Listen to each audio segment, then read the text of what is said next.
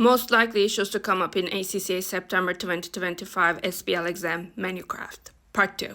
In the first video about the most likely issues to come up in this exam, I talked about strategic options and the direction of growth. We looked at the Ansoff Matrix and talked about market penetration, product development, and market development. When Menu Craft chooses one of those strategic options, you are going to need to consider modes of entry or methods of development, and in some cases, both. What are examples of these?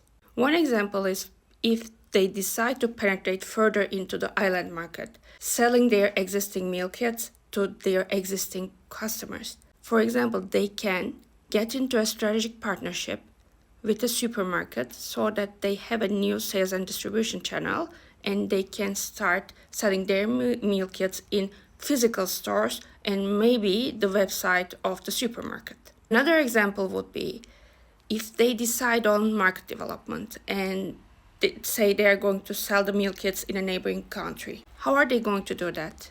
Do they need to produce meal kits in that new country?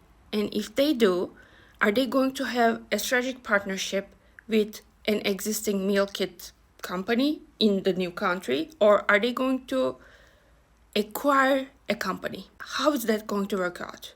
So you are going to need to revise the related areas of the syllabus. Modes of entry, methods of development, SAF, suitability, acceptability, and feasibility, know how to evaluate those. And cultural web. Cultural web helps you understand, in case of a partnership, do the cultures fit? It will help you understand if cultures of these two parties are clashing, meaning making things harder, or are they really a good fit and they can create synergy, meaning that two of those companies together can do greater things than they could do individually.